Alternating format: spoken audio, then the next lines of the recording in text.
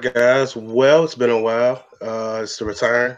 So I debuted in 2018. So I want to welcome y'all to Young Old Heads Podcast, episode 13. I'm Ben Thompson.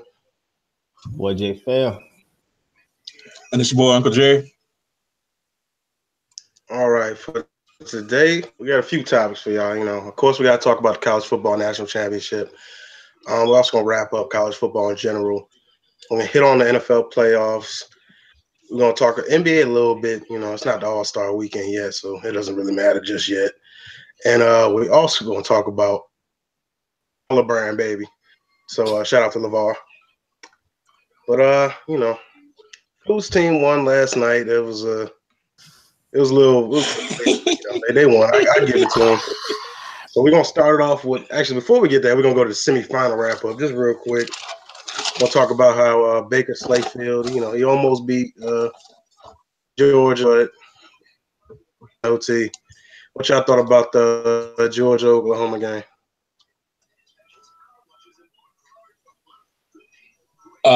That loss for me is on Lincoln Riley. He may have did some of the worst play calling that I've ever seen. From about the middle of the second quarter on, he totally, in my mind, blew that game for them. A lot of times they would run a play into the strength of the Georgia defense, which I thought Georgia's defense was the strength of their team anyways, and I knew that it couldn't be a track meet. But shout out to Roquan Smith, future Green Bay Packer, and that defense over that game. All right, what about you, James? What you thought about the game? I agree with Jerry. That loss goes on Lincoln Riley. Team like Georgia with a great defense, you got to keep pushing. You can never let them breathe. That's what you let them do in the second half, and you let them go to overtime. I mean, as me as a coach, we've seen it plenty of times when you get conservative with a big lead, you're going to lose, especially if you're playing a talented team like Georgia.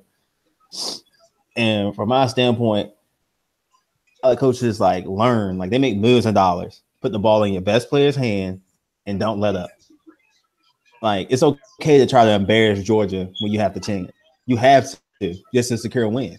And that's when he stopped doing, and that's why they lost. That Oklahoma lost because I didn't want to see them against Alabama. Let's be honest. But hey, thank you, Lincoln Riley. I appreciate you. I feel the same way as y'all. You got the Heisman winner, a guy that finished, I think, runner-up the year before last, one of the most electric quarterbacks of all time. And we out here running fullback dives and running on 3rd and 5. Let Mayfield either run the ball to the first down or let him throw it, because he can do both. He can do what he wants to a defense. They were rolling on UGA, and then you get to the second half, you just want to be conservative. But sad he never got a chance to play in the big game, but good to see him in the league pretty soon. So moving on, we had a murder in the other semifinal game. Alabama absolutely blew out Clemson. I'll let James start that one off first. Come on now. Everybody knew what the outcome was going to be. if it's not Deshaun Watson lining up at quarterback for Clemson, they have no chance against Alabama. Even Nick Saban said it. He was scared of 2 college football players, Cam Newton and Deshaun Watson. Simple as that. I felt like when Clemson beat Alabama in the national championship, it was because of Deshaun Watson. The plays that he made on 3rd and long, he'll convert. Kelly Bryant couldn't do that. I mean, Clemson's still solid. It's still talented. Their defense is pretty good to me. They're just young. Good defensive line, but Alabama, they coming out with an edge, revenge, and Nick Saban, the GOAT, gonna have them boys ready to play. And that defense looks scary good. 2000 Ravens good.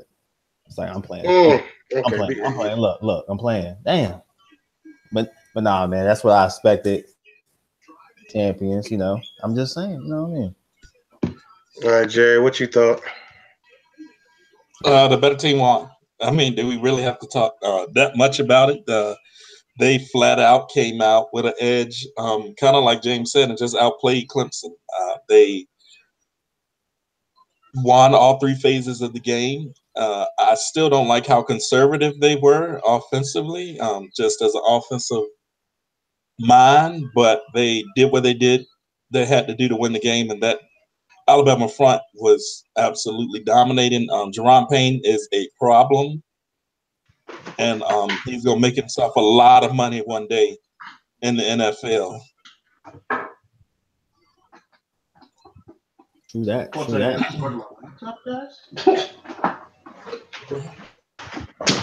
Looks like he lost Ben for a second there.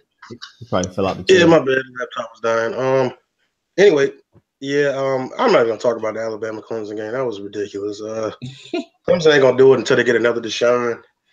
I don't think Bryant is that guy, so it is what it is on that front. Moving on to the national championship game. It was a hell of a game. Started out, UGA had a nice little lead first half. Then second half, Alabama and Bama boys stormed back and put the game in OT. A lot of interesting things happened in that game. Jalen Hurts got pulled. Tua came in. Just a lot of things. Started off with Jerry on this one. Yeah, it was everything that we had wanted and more, I believe. Alabama's defense still, I think they kind of got lost in how well they played. I think Georgia is going to sit back and, at the end of the day, regret not running Sony Michel more. If you look at my Twitter, I was tweeting it all night. Where's Sony? Where's Sony? I thought he was clearly the more effective of their two running backs when they did run the ball well. I think Jake Fromm played well enough to win the game, but at the end of the day, Auburn's secondary, which on paper probably is the weakest point on their football team, came back to hurt them. Tua has to be the starter now. I know a lot of fans were saying he probably should have been starting from the start, but you got to play the kid. Jalen Hurts might be moved to the running backs meeting room, or he might be at Florida Atlantic next year.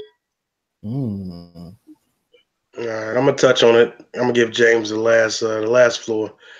For the game, I don't know what they do with Tua and Hurts. I guess you can start Tua next year. He did look pretty electric, but I guess if they're gonna go that route, I think if Saban wants to come off as as a good guy and make the right decision, I think he needs to let Hurts transfer. And I don't really think the guy should have to wait, but I think he should be able to transfer to wherever he want to go. There's no waiting time. He's a good player. He's an above average player. He's a good player on a bad team, I guess. I don't know. For Bama, this stage is a little too big for him. And we'll see if Tua is the guy next year. I'm sure they'll also have another good quarterback coming in. But it was a hell of a game, and I gotta blame UGA for that loss, man, because there's no reason that you get in that lead and you let is he a true freshman or is he a redshirt? Tua's true freshman. You let a true freshman come in the biggest game, fresh off the bench, ice cold, and beat you. That's pathetic, and I'm gonna give it to James right now. Oh man. Look, man. Come on now. Come on. I done told y'all. I got all the texts. Alabama's down 13-0 at halftime. Where my money at, bro? We put the Henny on the game. Look. Nick Saban is the best college football coach ever, and it's stamp. It's stamp because you have the balls in there to go in at halftime and then bench your quarterback who was 25-2. That's some balls, even though he had a bad first half. My thing is, with UGA, I agree with y'all on that one. I think they blew it. You never want to call cover 2 on 2nd and 26 to make any sense to me. But then I gotta give credit to Alabama defense. They went in and made their adjustments, did what they had to do. But my thing is, looking at the quarterback, I think next year, I agree with y'all, Hurts should transfer in the way Saban's loyalty is. For the first couple games, it's going to be a 2 quarterback system, and everybody knows it. just like what he did with AJ McCarron and Phillip Sims to see who was going to be the starter. He's going to do that for the first 2 to 3 games when you're playing cupcakes, and then Jalen Hurts is going to be the backup. Simple as that. He's going to waste a year trying to compete. That's when it happened. But just to get back to the game, I think this shows that basically Nick Saban never loses to his old assistants. He'll the best at second half adjustments easily. But the thing is, from not taking away with this, and Georgia will be back in the college football playoff because Georgia's going to have the number 1 recruiting class, and they may take over the SEC pretty soon, especially if they bring it back the hike back to the SEC East. Number 1 recruiting class. You have a true freshman quarterback. Still got number 1 quarterback coming in. Yeah, but that guy ain't gonna play for a little bit. Yeah, true. But people said that about the Alabama quarterback who just came in and did what he had to do. People say, "Oh, he's gonna sit behind Jalen Hurts," and just took him to the national championship and won. So that could be a little scenario going on, but give credit to Alabama. Nick Saban is the GOAT, 6 championships, and that's all I got to say about it. Roll Tide. What I will say, I think you make a good point there, James. But what I will say is, at the end of the season next year, Justin Fields will be a better quarterback than Jake Fromm. He might not play. He might not be playing over Jake Fromm. But he will be a better quarterback than Jake Fromm. I don't know, man. Fromm look good. I know Fields is this young athletic guy, but let's not forget Fromm had a pretty good year for a freshman, and he had like a draft prospect year where people actually starting to pony him up in a couple years for a draft. I just don't see how you can put the Fields guy over there barring like some injury for Fromm or a major setback. I just don't see it really. Well, let's and I can agree with that point, Ben. But let's remember that the only reason Jake Fromm is the starter is because of injury to Jake Eason. But he's transferring, so he's out of here. But he is transferring because Justin Fields is better than both of them. We're gonna see. I can't crown a high school quarterback off jump. You know how many top high school quarterbacks ended up doing the damn thing in college? A ton. The majority of them. Okay. If we're being honest. But moving on, we got the last 2 things on this game. Let's talk about that game winning play. I'm gonna hit on it first, but you got this long sack, the direct play that was before. It was terrible sack. Like people thought the game was over. You don't come back for that. Maybe you get 10 more yards, get a field goal. You get that momentum with you, and the next play is you let them run verts on you on a cover 2 where the cornerback doesn't reroute at all, and the safety is. He must have saw a bad Joan in the stands or something because he damn sure won't look ahead his zone.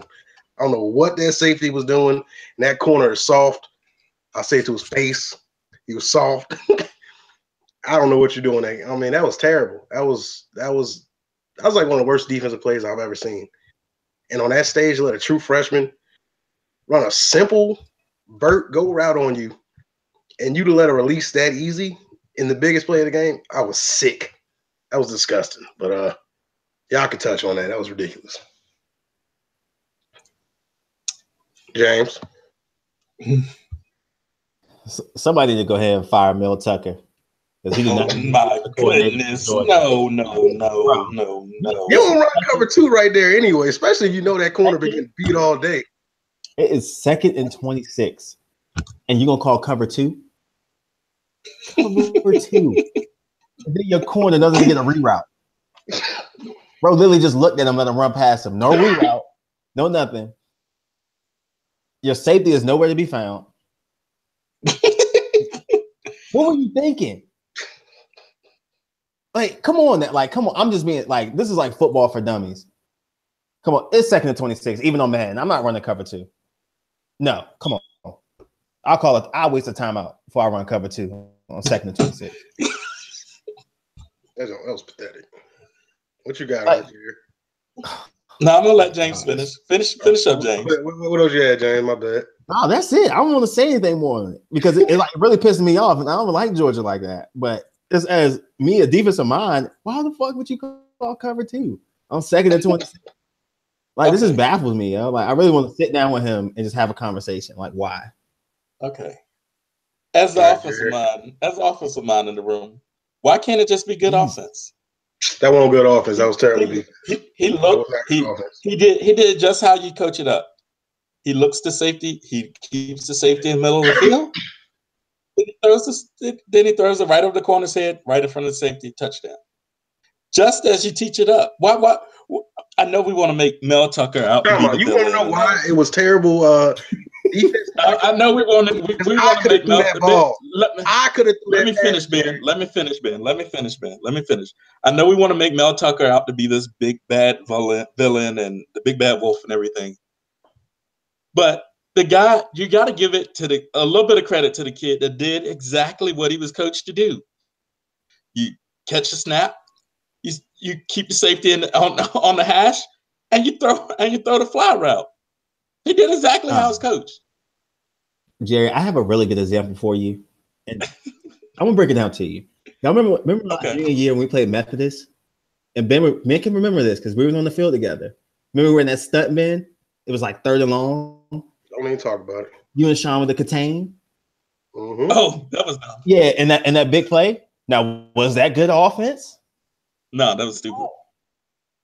I'm just saying. I don't know why I'm stunting inside on this fucking like 2nd and long, 3rd and long, and we're dead tired. It's like 180 degrees outside.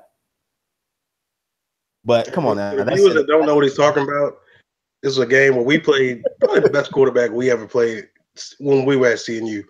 And they had my big ass running contained on the field side on 4th and long in the 4th quarter. You want a 280-pound, 5'6" player takes down an athletic quarterback on the biggest play of the game. Little do you know, didn't work out. They scored a touchdown. That's what James is talking about, guys. Do we really have to bring that up? Did we have to go there? I had to. Shout out to Coach Wood. All right. But Tua made a great play. I mean, it was not as a football coach, it was not what I would have called, but Tua made a great play. All right, we'll leave it at that. We're gonna skip over the whole Saban thing. End of the day, we're gonna do a debate who's the greatest coach, including college and NFL. But Saban's the greatest college coach. Belichick's the greatest NFL. We're not gonna intertwine the two. All right. Although Belichick's better anyway. But anyway, college football wrap up. I guess right now we're gonna do who are y'all's top 5 teams going into next season. Let's go with James. All right. Obviously, going Alabama. I got Georgia right behind them. I feel like both of them teams have so much talent. The recruiting classes. Just think about next year. Georgia's gonna be crazy good. You bring back your quarterback, Chubb and Sony. Like, look at the running backs they're bringing in and already have. That's gonna be scary. But on my list, I'm kind of I don't want to do this, but I am. I'm going for the State. I still see the talent.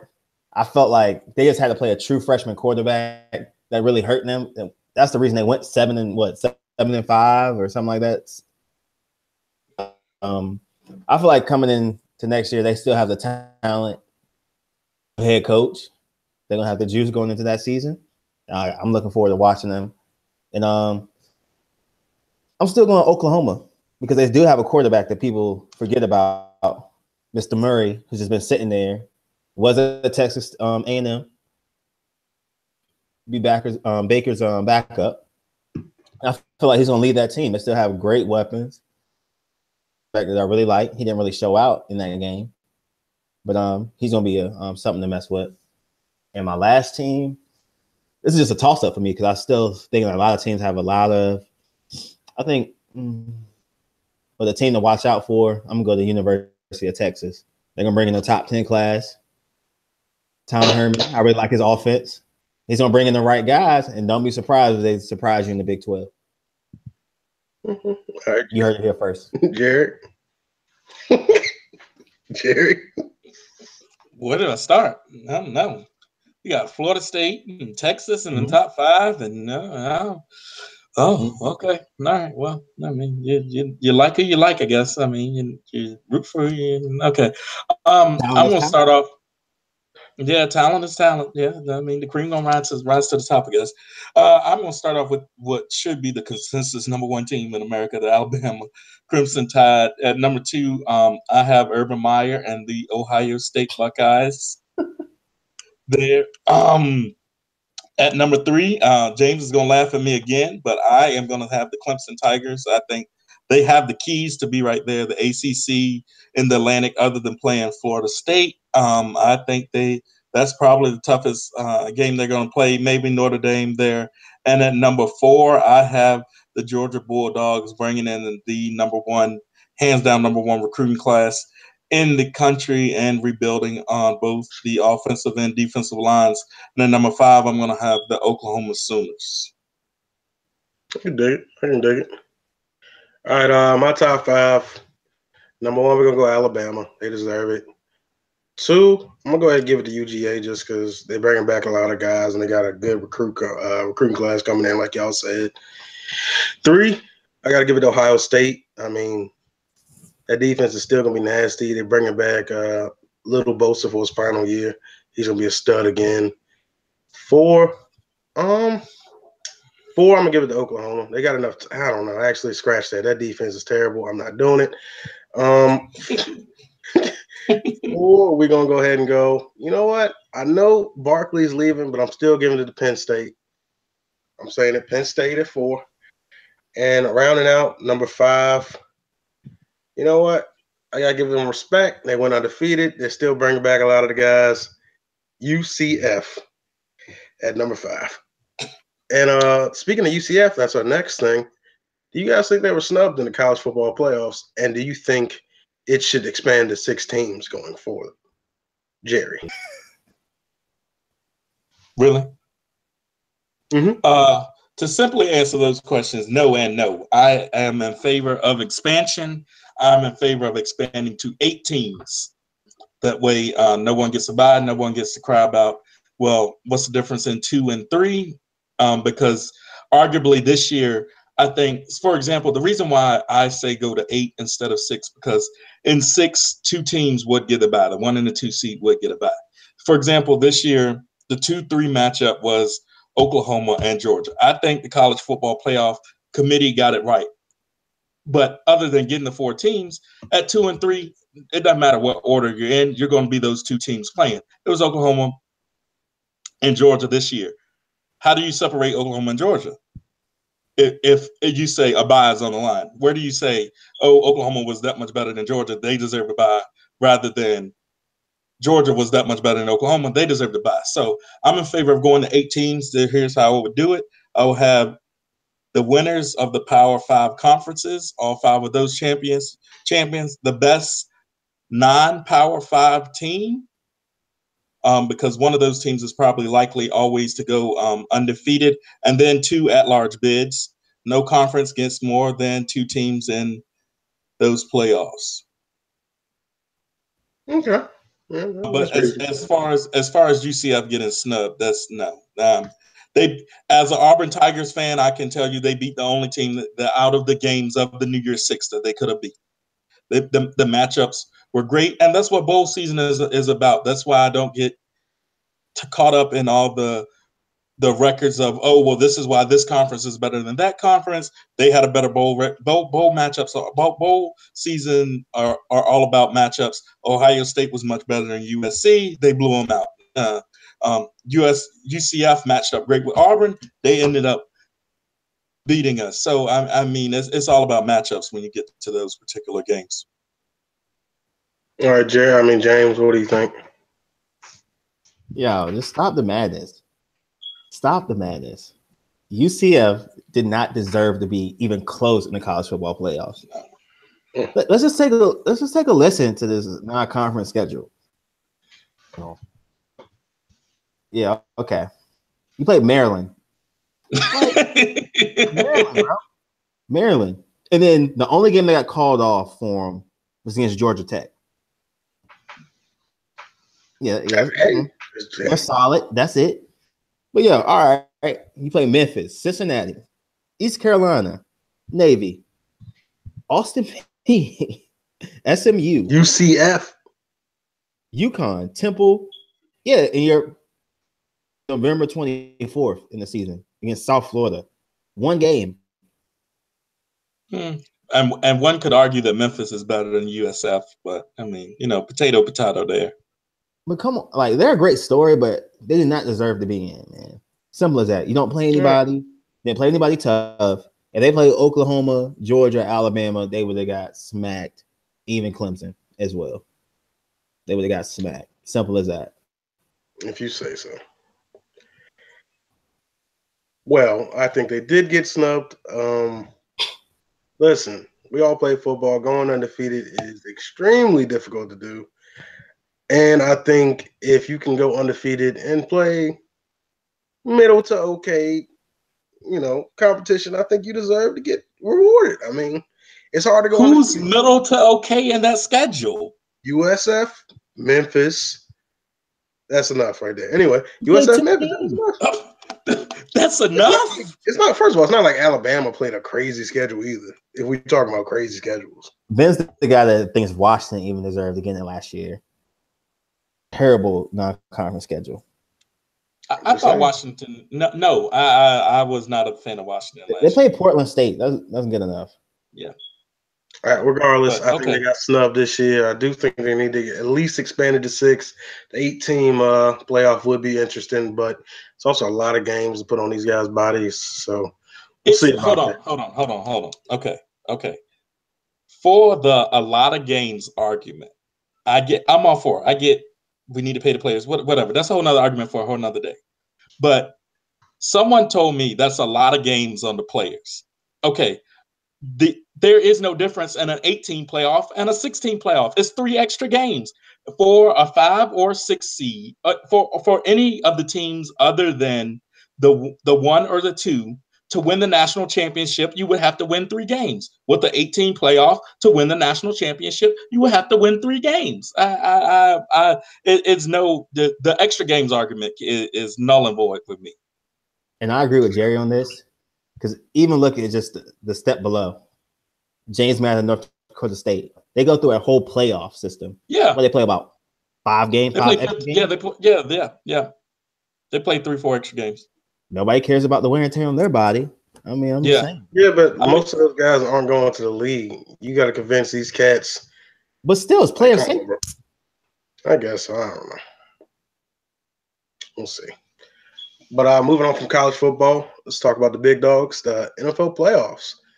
We'll wrap up the wild card weekend real quick. Starting off with Titans Chiefs. Titans knocked down the Chiefs. A lot of people thought the Chiefs were going to have a pretty good run in the playoffs because of the beginning of the season, but hit a mean slide towards the end, and that slide kept going into the playoffs, and the Titans were able to win. What do you think about the Titans Chiefs game, Fu? It's time for Andy Reid to go. Like how many leads do you need to blow in the playoffs, man? Like I'm saying, you're a good regular season. You know what I'm saying, coach? You get it done. When it comes to the playoffs, the Chiefs always lay an egg. Like, and you don't trust Alex Smith, which is why is he the starter if you don't trust him? Clearly. He may have played his last game in Kansas City. I don't know if they turned him a young guy, Mahomes now, but it'd be a crazy offseason. But to me, I don't think Andy Reid has it in him unless he just makes that major change to Patrick Mahomes to see how he does. Because he's a gunslinger. Maybe he has some trust in him, but that's the only way it's going to turn it around. I think the defense is solid for the Chiefs, but give credit to the Titans. They really came out to play. That run game is really good with Derrick Henry, and hopefully DeMarco Murray gets healthy. I mean, they're still going to lose big to the Patriots, but hey, it's good to see them play a little bit. But that's my take. What about you, Jerry? First things first, hats off to the Titans. I think they did what they had to do to win a football game, and in the playoffs, that's what you got to do. You got to do what you got to do to win a football game. They have a young but pretty solid offensive line. They get the job done. It's not necessarily the prettiest thing in the world when they win a game, but they end up winning a football game. I think Andy Reid needs to come sit at home and watch the games like us, or make a lot of money in a TV deal. I think he is all but done. I don't think necessarily it was offensive coordinator's fault. I know they just hired a new guy today, but I think Andy Reid is more of the leadership at that level. I think Alex Smith could make himself a lot of money if he were somewhere where he just had a good defense and could manage the football game. One could argue that if he was in Jacksonville, actually, I'll go out on a limb right here and say if he was at Jacksonville, they would probably come out of the AFC this year, but he's not. So he's not. So I won't go out on that limb yet, but we'll see. We'll discuss that next year. But if he was somewhere where he could really balance the game, they'd probably be more successful, and the Chiefs will probably be more successful as well. All right. I hate the Titans. Hate the guts. Good win for them. Way to stay in the game. Do what you had to do to win. To the Chiefs, shame on you. Andy Reid, at this point, like it's literally exactly how it was when he was the Eagles head coach, except he just not going as far. Like a bunch of playoff losses and just a lot of misfortune, a lot of sorrows. Good regular season, can't do anything in the playoffs. But it's time for him to go somewhere else. So he has to go Mahomes next year. Alex Smith got to come down to Jacksonville. But hats off to the Titans. They did what they had to do. Moving on, I'm going to hit on the Falcons-Rams game first. I really thought these were two of the best teams in the NFC in general. I thought the Rams would do a lot better. I don't really know what happened. That Falcons' defense is better, and I gave them credit for it. They really stopped the Rams pretty well outside of Gurley and Robert Woods. But honestly, the young kid, Farrell Cooper, just two fumbles in a playoff game. I mean, you can't do that. You're a punt returner. He even made the Pro Bowl this year as a punt returner. And for you just to literally fumble away the game, that's the season's too long for you to lose like that. So that kid has to get his mind right for next year. And hat off to the Falcons. I really didn't even think they were going to make the playoffs this year after last year's Super Bowl debacle. But they show they got some mental toughness and a pretty good team going forward. So what do you think about it, Jerry? I went first.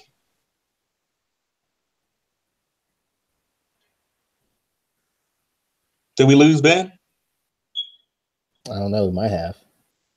Yeah, he froze up. He's talking about me. I went first on the Titans Chief matchup. What is he talking about? We're on Falcons and Rams now, bro.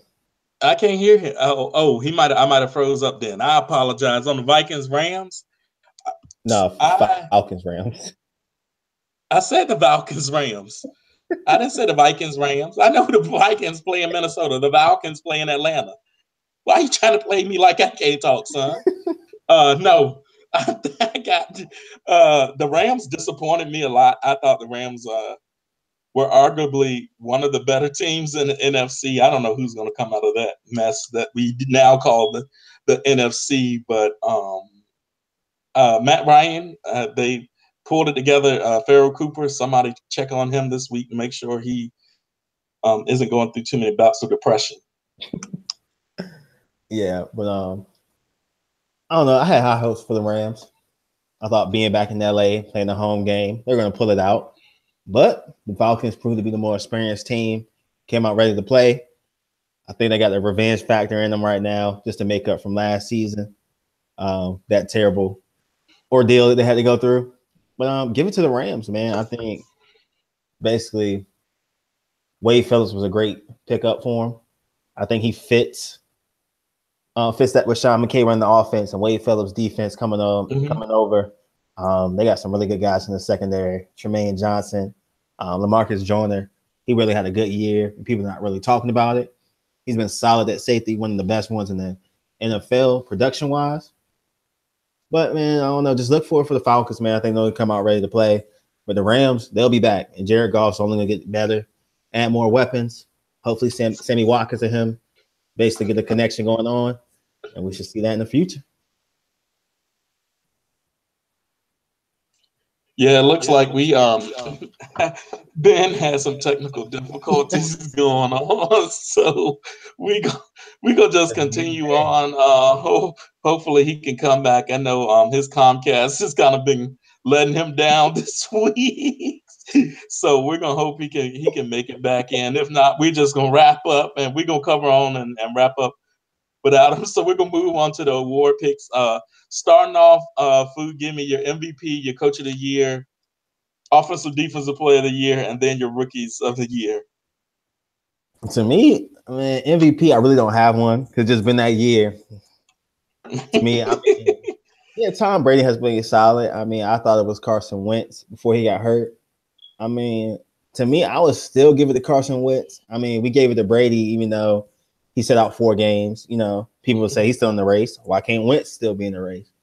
I mean, he just got hurt. I think, man, Russell Wilson played well for Seattle.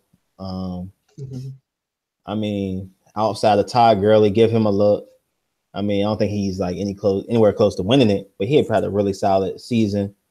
Antonio Brown, always got to give him a look. I mean, it's just been a down year for the NFL stars-wise, being hurt, the usual candidates. But I don't know, man. Like the MVP, man, that's gonna be tough. But Coach of the Year, I'm gonna give it to the boy. I'm gonna give it to Jacksonville's head coach, but I'm gonna go with Sean McDermott only because everybody thought when they were trading away their players, getting picks, they were tanking, and then you end their playoff drought. I mean, that's a solid job, and I got to credit that. Give credit when credit is due. I mean, they went to the playoffs, laid the egg, but hey, it happens. Oh, I know all about that, just being a Cincinnati Bengals fan. But I give credit to him. But that's my picks, though. All right. What about you, Ben? MVP and Coach of the Year. MVP, I gotta give it to that boy Brady. Got to.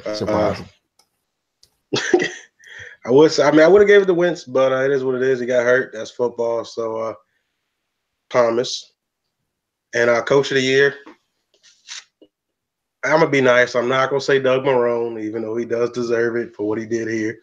Coach of the Year, Sean McVay. I mean, youngest coach in the NFL. He has a handful of players older than him, and that offense is clicking. Pretty much brought Jared Goff back from – a lot of people wrote Jared Goff, and Goff looked nice this year. So got to give it to that guy, and he really turned the Rams season around. And, yeah. All right. I think for my MVP pick, I'm going to go with the long shot. I'm probably going to surprise a few people, but I'm going to go with Todd Gurley. Take him away from that Rams offense and what they did and what they were able to do. And they're definitely not winning the NFC West, even as porous as it was this year. So I got to go with Gurley, give Gurley the nod there. And Coach of the Year, I think, is hands down Sean McVay and what he was able to do out there in Los Angeles. I almost said St. Louis there. But what he was able to do with the Rams and with that transition and having a young team and having a fairly young quarterback and make that transition smooth there. All right, so now we're going to shift gears to Rookie of the Year. Race, who you got as Rookie of the Year, Ben? Rookie of the Year, I got to give it to old boy Alvin Kamara. Before I go into Kamara, I will say he's been tremendous. But he got hurt. Hopefully bounces back and even plays better next year. But Alvin Kamara, he's clearly the best rookie running back. The guy's electric. He can run it. He can catch the ball. He can do anything they want in that Saints offense. Just keeps it moving. And as far as defensive rookie of the year, I got to give it to Marshawn Lattimore. He's in year. He's literally – I mean, people may think it's crazy to put him out there right now, but he had a top 10 cornerback season this year. He's up there. I mean, that kid had a ridiculous year. He's head and shoulders to me, defensive rookie of the year. So give it to Marshawn for defense and Alvin for offense. What about you, James? Who are your rookies of the year? I agree with Ben 100%. I think the offense and defensive rookie of the year stays on the same team. I mean, that's a good draft by the Saints, the GM and Sean Payton. Two great pickups. I thought it was crazy drafting Kamara, even when you had Ingram, and then everybody had the hype of Adrian Peterson, and then Alvin Kamara. I'm like, how three of these running backs going to get all these touches? But we see how that played out. But Marshawn Lattimore, just to see him hold his own against Julio twice, and then all the other receivers that he went up against. I mean, he really showed he's going to be something to be reckoning with. And the Saints, man, they're usually known for the horrible defense, almost ranked last in every category, and bringing in guys like him, that's definitely hasn't stayed the same this season. So, I mean, I think it's only up for the Saints, and that's my Super Bowl pick. Oh, okay. Bold statement. Bold statements made here. You heard them here first. Well, this was not too exciting because I have to agree with both of you. I think is that clear cut. If anyone votes for anyone other than Alvin Kamara as the rookie of the year, they should have their NFL press pass taken away from them. That kid was flat out dominant at times. And I think Marshawn Lattimore is the defensive rookie of the year. I can see the argument for possible top 10 as far as being in the cornerback rankings, but he's a stud and he had a great year. So I'll agree with that. I think the Saints, Sean Payton, saved his job this year, and they had a great draft and put together quite the winning season. I will not say Super Bowl yet. I don't know who's coming out of the NFC. Because I think out of the 4 teams left, anybody can beat anybody. So we should have an exciting 2 weeks left. All right. We're moving on to coaching hires now. Actually, no. Before then, we got to talk about the Cleveland Browns. Just a special season. What's there to talk about? I mean, look, when things happen like this that are historical, you got to talk about it. It's only been one other. Oh, yeah, I forgot about it. Do this feat. Detroit Lions. And look at the I forgot about this history. Yeah.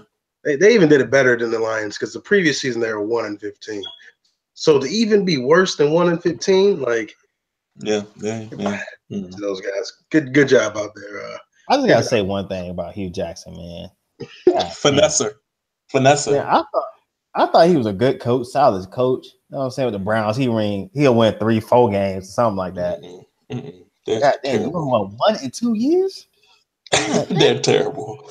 I'll be honest.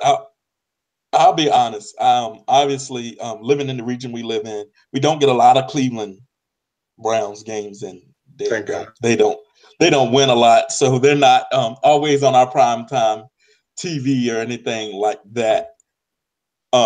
But I watched a game they played this year, obviously, because they played against my Green Bay Packers, and I will be the first to say they should have beat the Green Bay Packers, so they should have went 1-15. I will be the first to say that they probably should have beat the Green Bay Packers. This year, we played that bad in this game, but the Cleveland Browns are the worst NFL football team I've ever seen in my life. They are absolutely the worst. They some flat out bad football plays. We'll talk about football. The Cleveland Browns in the past 2 years are the worst professional sports team in sports history.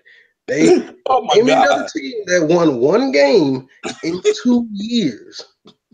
You got to pay me as a fan, bro. You got to pay me. Well, other sports are a little different, Ben. You have more opportunities. So, I mean, if we were to break it down, but I mean, there have been some bad baseball and basketball. Had 32 opportunities to win more than 1 game. You know what I'm saying? Okay. Yeah, they're bad. They're bad. They're very, very, very bad. Okay. A special shout out to an even bigger finesse than Hugh Jackson, barely, but Marvin Lewis, that guy right there. Never won a playoff game. The state of Ohio, just I don't know. This job after 2 losing seasons. You know what? I gotta love you, Marv. How you feel about Marvin Lewis, Fu? Bruh. Let me just get y'all some stats right quick. Career. This man has a 51% win percentage. That's winning, baby. Postseason 0-7. Since I was born, bro, I have not even witnessed a Bengals playoff victory. And I just want to take y'all back 2 years to the anniversary on this day. And I was in Port, you know what I'm saying, having a party, watching it, you know what I'm saying, off the hen dog. This man, Jeremy Hill, fumbled, bro, on January 9th. He did. 2016. When I thought we were going to beat the Steelers in the playoffs, bro. It's been downhill ever since, bro. It was already spiraling downhill, but now it's rock bottom, bro. And then you sign him back to not a 1-year deal, not 1 year, not 1 year prove yourself deal, fucking 2. Like, I'm baffled, bro. And then we draft John Ross. We finally dropped a wide receiver. That was stupid. John Ross. This motherfucker played 8 snaps. Talk about switching him to cornerback, bro. Bro, 8. They're gonna draft a pick in the first round and switch him positions. I just don't get it. Like, I knew it was going downhill when even Carlos Dunlap came out and said, "Yeah, I don't know what the fuck we doing. We not re-signing nobody back. I don't know how the fuck we gonna look." When one of your best defensive players say that, bro, it's not good, man. And then he said it's not his job to motivate the players. Motherfucker, what's your job? It's his job. You got no coordinator now. You just sit there, like you just manage the game. But come on, man. Like, you do a terrible job at that. Like, look, man. What did I do to deserve this? Like, bro, I haven't even seen a playoff win, bro. I don't even think we going back to the playoff. I think AJ Green gonna leave soon. We're not getting rid of Andy Dalton. Our defense, man, we won't play our young players that's really good, like William Jackson. Like, let him start. He's the best DB we have, and he rotates in. That don't make sense. Vontae is kind of retarded half the time. You never know. I mean, when he take his medicine, he good. But I mean, kinda. You say he kinda? Yeah, I mean, I don't know. I gotta meet him because he really might be retarded, though. But my thing is, like, even with Geno Atkins, bro, like he's really good, but him and Carlos Dunlap, the only thing we got right now that's worth something. Our defensive line is young. We have a few pieces. It's just about them developing. I have Marvin Lewis, I give it to him. He can develop players. He knows how to draft. He'll be a good GM. But he does not need to be a head coach, man. We didn't let Jay Gruden walk. Mike Zimmer. Got that. I'm glad we let Hugh walk. He ain't doing shit. That's really 2 candidates that should have been our head coach. Now we bring in Terrell Austin. Hopefully, he's our next head coach. He's gonna be a good defensive coordinator for us. Be honest. But man, come on, man. Come on, dog. Like, y'all just send Henny to me. You know what I'm saying? I'll put my address out there on the podcast. Just send Henny, man. Come on, because why are the Bengals doing this to me? Why? Hey, don't send that man Henny. Send that man 99 peaches and keep him moving on. All right, new coaching hires. It would be nice if we could talk about the Bengals right here, but we can't. Biggest ones is the $100 million man, John Gruden, hasn't coached games since 2008. Rolling in the big bucks. $100 million in his pocket. They fire him or keep him on. How y'all feel about the Gruden hire? Hasn't coached in almost 10 years. Jerry. I think John Gruden could be a good coach, but I don't think I think the Raiders are going to get bit by letting a good coach go. Jack Del Rio was a good football coach. they hit a few bumps in the road this year. But I mean, I don't see turning your back on the guy who led you to a 12-4 season last year, and you just up this year. The team went through some coordinator changes and stuff like that, and you just let it go. It'll be interesting. Gruden, he definitely has a knack, but I don't know if he's the best coach for Carr. So we'll see. Not you, James. This move was not for the Oakland Raiders. This move was for the Las Vegas Raiders. Because moving to a new city, you need a story. You need the old coach, ball coach who came back. Time for me to win a Super Bowl with the Raiders. They just needed a story. I don't think it's worth $100 million. I think that's stupid. I mean, he's a good coach, but he's not that good. I mean, come on now, like $100 million. But it makes sense when you think about it. It's for the Las Vegas Raiders. Basically, when they leave Oakland, I mean, the fans still gonna be upset. We're moving to Las Vegas. You got John Gruden. I mean, I think the Raiders fell in love with the Gruden camps and all that, which is crazy how he can relate to the quarterbacks and all that. But it'll be fun to see how his coaching style changes. It's not the same coaching style back in 2002, around those. It's been a while. So we'll see how it goes. Yeah, I'm in the same boat. He was a good coach back in the day. You know, he had his heyday with the Raiders and them years with the Bucks won Super Bowl. But this is just a long time to sign up to anybody. That's just 10 years, especially 10 years in the coach. I mean, them boys age really quickly.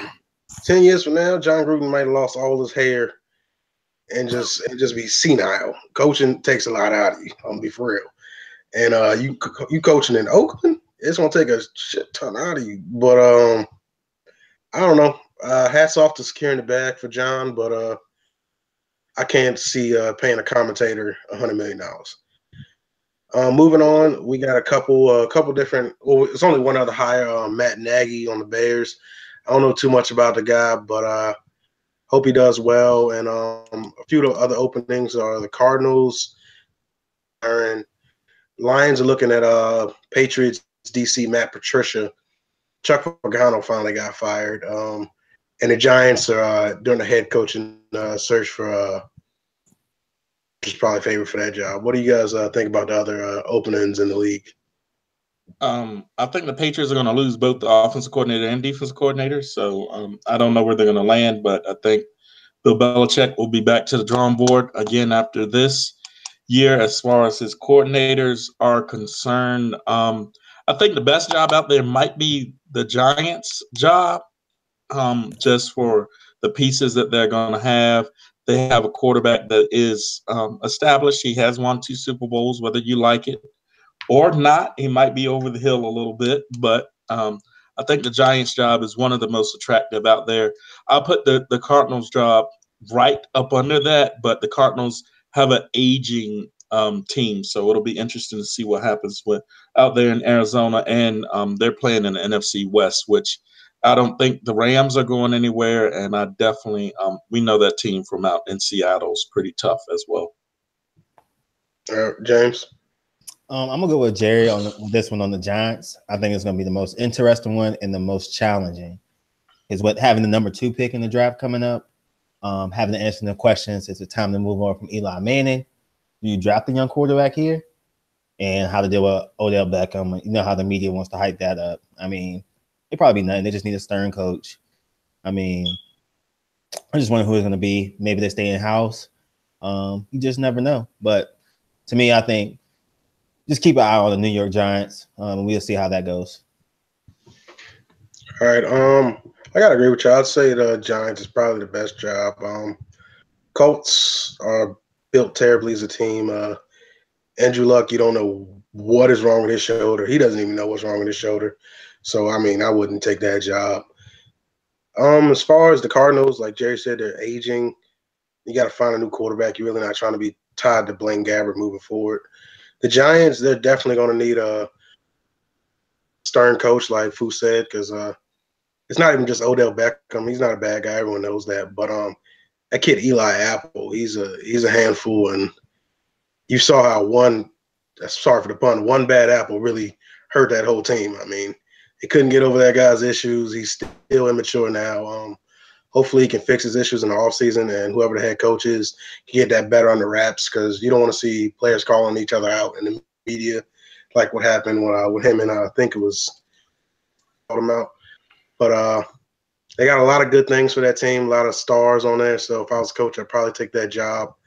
But you got to be ready to be very disciplined. All right, moving on to from the NFL, our last two topics real quick. Big Baller Brand. LeVar Ball has made a very, very large jump in the media and just cultural society in this past year. He's everywhere you look. No, it pains you, Jerry, but he's everywhere you look. His sons made their professional debuts today in Lithuania. Facebook stream. What do you guys think about that? What do you guys think about the Big Baller Brand? Start with Jerry because he looks like he has something to say. I'm all for Jello and Mello. I think that's what they're going by, supporting themselves and playing basketball overseas and switching things up. I'm all for that and them furthering their careers. I just wish LeVar would shut the hell up and just let his kids play. And he's starting to get on Luke Walton's nerves out in LA, and Luke says some stuff and just jokingly says it, but Magic had to have a talk with him earlier in the year about what was going on. I'm all for his kids and I'm all for him supporting his kids. So by no means am I saying he can't be a great father and support them and do things like that. Yeah, he took his kids to Lithuania because that was the best opportunity for them. By all means, I support the brother on that. I will support him every day of the week as far as doing what he thinks is best for him and his kids and going to lead them back. Well, one of them back to the NBA. Jello is not an NBA player, so we're not going to get on. That's another discussion for another day. But I'm all for them doing what he has to do as far as that is concerned. But I just wish he would shut up. And I kind of wish we would take the Steve Kerr approach to it, where he's like, the media just needs to stop giving him, stop sticking a microphone in his face for a little while, and let's just let him do what he has to do and let his kids do what they got to do. And just let him play ball. All right, James. I think it's a brilliant move. I mean, he's in his kid's life. He's a good father, but he's controlling his kid's destiny. I mean, think about a 16-year-old. I mean, you have two older brothers, but you have a brand, the Big Baller Brand. And it wasn't the U.S., now it's worldwide. I mean, it is starting overseas now, but it's going to expand. And it makes sense. I mean, what was Mello, the younger one? What was he going to do? I mean, or Jello, whichever one is the youngest one. I mean, he's 16 years old. Mello's the youngest. Jello's the middle one. Gotcha. Yeah. So I'm like, he'll be 16, still in high school. He's playing overseas, doing what he loves, professional basketball, and building his brand and making money. He's going to go to the NBA one day when he's like 18 or 19, but you're making money beforehand. I think LeVar just has his battle with the NCAA, and he's showing them he can do it on his own. I mean, he's not exploiting his kids. He's been providing for his kids all their life. He's just putting them in a good position. And basically, you have your own brand, make your own decisions. You can do what you want and still have your brand. You don't have any bosses. You make the decisions. And that's why I like it. I mean, I don't agree with everything he says on a daily basis. Yeah. But I like the overall concept of what he's doing. I agree with James. I'm a big Baller Brand fan. I mean, this a guy, he's brand. You don't get to do that very often in life. And as far as his moves in the past year, I mean, the growth is crazy. He went from just making these super expensive shoes that everyone was like, and he went from that to partnering with Facebook in a year. And as far as the new streaming services, that's what everything is, online streaming services. And for him to already have such a young brand, taking a little bite of such a huge brand like Facebook in such an early age of his business, it's brilliant. And he's got his face out there. That's what you need to do when you're trying to build your brand. And as far as overseas, I mean, people say, "Why Lithuania?" It doesn't matter. He's in Europe. They have a name for themselves, and it's going to be easy to build that brand over there. You don't even have to be big in the States. Jello never makes it to NBA, which he might not. He's the least talented of the brothers, but hopefully he finds his niche there in Europe. And you got big baller brand. You got big baller brand in Los Angeles already. Ends up, I get it. That kid has a lot of talent. He's still going to have at least 2 years over there in Europe doing whatever he wants to do, building his name. Already has a shoe out at 16. The sky's the limit, really, for the brand. And it takes a certain type of person to do what LeVar did. And you're not going to always like that person. A lot of people hate him. A lot of people love him. And that's the type of person that is. So I got to say, shout out to the big baller brand. And because Young Old Heads podcast need to get picked up. Anyway, moving on from that, we're going to touch on the NBA real quick before we go to our closing thoughts. All-Star Weekend hasn't hit, but it's around the corner pretty much. 2-3 best teams so far. Let's start with Fu. Starting off, I'm going to go with the Boston Celtics. I think adding Kyrie was a good move. And you got young guys like Jaylen Brown, Jason Tatum. They're really good wing players. To me, I think Al Horford, he hella weak. But, I mean, he a good fit for Boston. But, I mean, we'll see how it goes. I mean, I think they're like the team to beat in the East right now. I know Cleveland has LeBron. I mean, we still don't know how they're going to be with Isaiah. That's why I say they are the team to beat. But as soon as Isaiah and LeBron get clicking with K-Love, it's over. They're going back to the finals. And for the West, to me, there's only 2 teams right now. It's obvious. Golden State and Houston. I think Chris Paul and James Harden haven't got time to mesh together and all that, just due to injuries and both being injured at different times. I think once they get together, man, it's going to be a tough, series for the Warriors. Warriors versus Rockets, but KD, weak ass, went to Golden State, 7-3-9 team. I'm never going to let that down. Never going to let that down. But, yeah, I mean, it's no beating Golden State, man. You had a top 5 player went to the best team ever, record-wise. I mean, God damn, like, nobody's going to beat that. and the only person who can beat that is that man in Cleveland, but that's a whole nother topic. But, yeah, man, that's my top teams in the NBA right now. What about you, Jerry? The Boston Celtics and that team from out in Oakland and the Houston Rockets. I mean, the NBA season really is a formality from here on out. I think we really know what we have from now. I think everybody else knows what they have from now. We're waiting till May, honestly. I mean, All-Star Weekend will be nice touch and everything like that, but we're waiting till May. We're waiting till May and June and just to see when the best step out there, honestly. All right, I'm pretty much with y'all on it. Hate to say it, but Celtics are nice. They got a solid squad. Kyrie's doing this thing, I guess. We know what the Warriors are. It is what it is. Ochina's team, and then the Rockets pretty good with James Harden having a caliber season. But those are the top 3 teams. But Cleveland gonna be right up there once IT get healthy. As far as moving on next topic, we got best rookie so far. I'll start that off. It's got to go to light skin Bron, Ben Simmons. Literally LeBron incarnate. All he has to do is develop a shot down the road, and he'll have it. His assists are ridiculous, like 7. His rebounds are like 8 or 9 or something like that. And he's scoring 15 buckets a game, shooting 50%. 3 to save his life, but learn to do. But he's balling, and then that kid Tatum, KD right there. I didn't think he'd be that good, but he's got a sweet stroke. He's shooting 51% from the 3, Jerry. That's ridiculous. But yeah, take my best rookies. What you got, Jerry? I wasn't frowning my face up at the fact that Jason Tatum is who I was going to say first. So I wasn't frowning my face up at the fact of that. I was frowning my face up at the fact that you compared him to KD. He shoots better than KD ever did, in my mind. He shoots better. If you're talking about, hold on. He comparably shoots as good as KD does. He does, in my mind. He does. What? He comparably. Well, okay, so you got Tatum up there. No Simmons? I got Simmons right there. I got Tatum Simmons.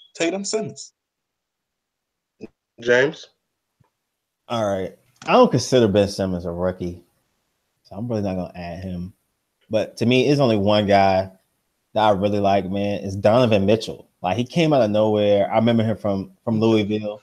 He's having a really good year. He's averaging 18 points. He's about to be the main guy in Utah.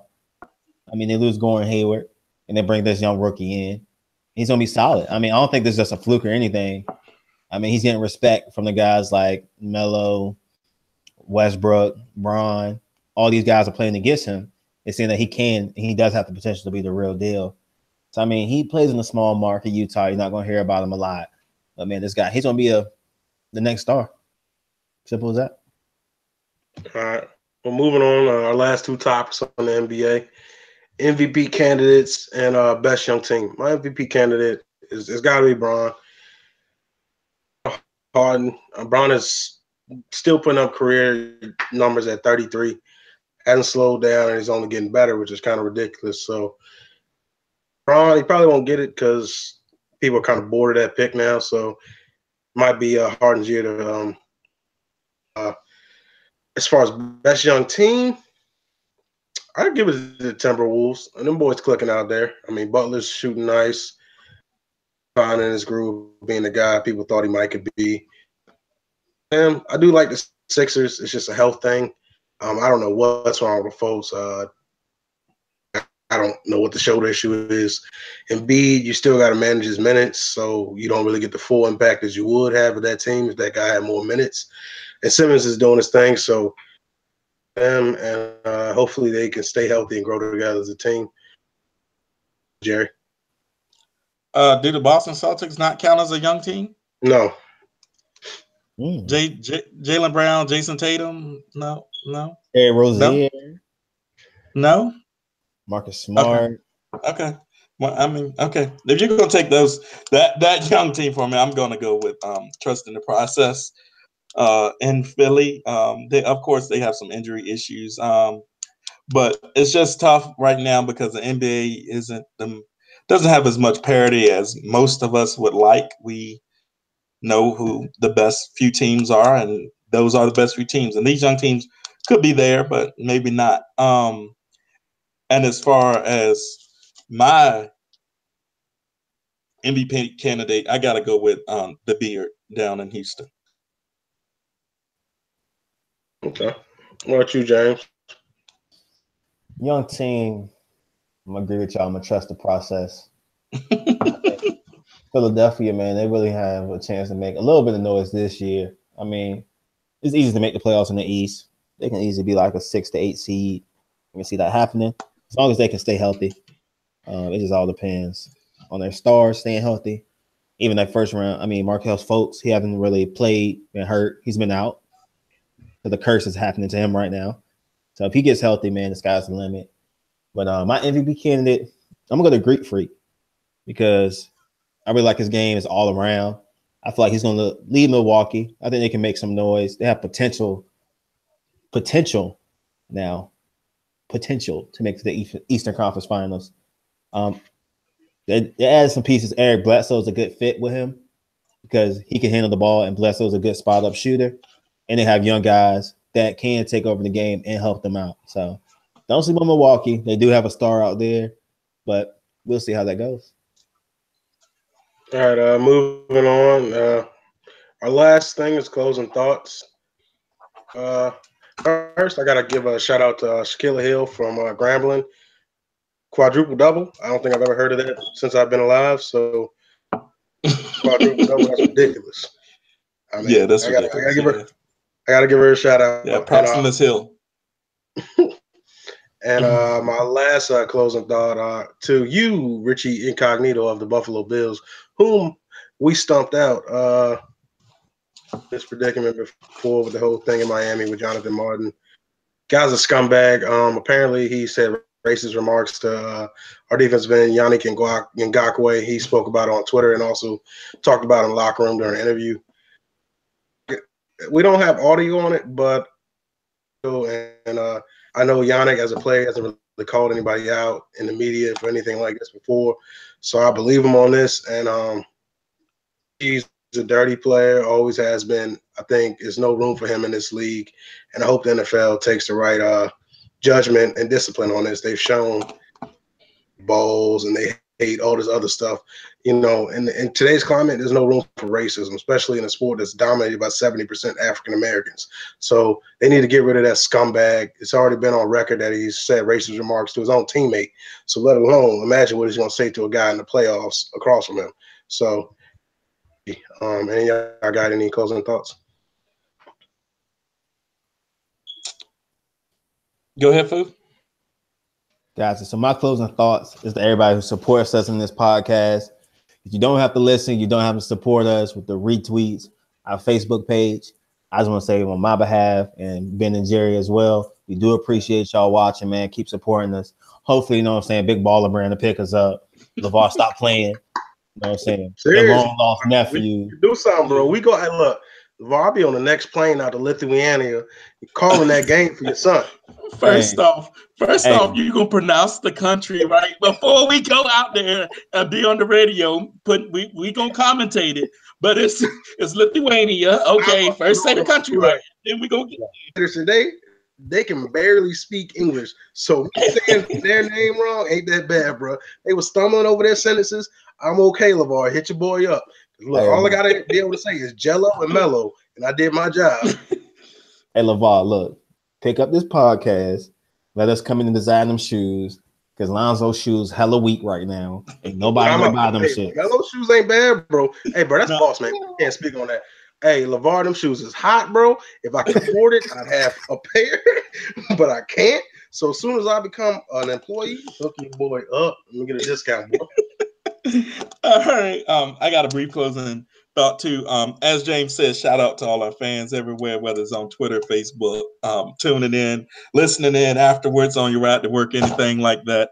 We appreciate the support. Keep it up. Keep up the retweets and the shares on Facebook. As for the Richie Incognito situation, it is one of the saddest stories I've heard in the NFL, just speaking from this standpoint, because Richie Incognito could probably be one of the best guards in the NFL, but because he is a scumbag and he is a terrible person, he will never get that type of respect from me. And I will tell anyone that the man made the Pro Bowl this year. Does he deserve to be in the Pro Bowl? Probably so, but as far as an athletic standpoint, but he is a terrible human being. So I will not give him that type of respect. The NFL should do the same and strip that type of respect from him, because he's going to get a bonus just to go to the Pro Bowl and everything like that. The NFL should do the right thing just for having an allegation of this and say, okay, this is what we're going to do. We're going to nip this in the bud pretty quickly. And the last final closing thought I have is hopefully my Packers got a new GM. Hopefully,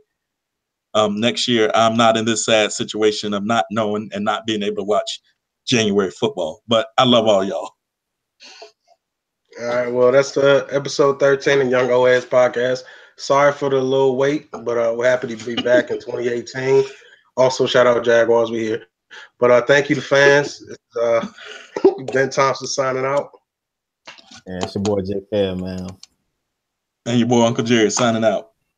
We'll catch y'all next time, hopefully soon.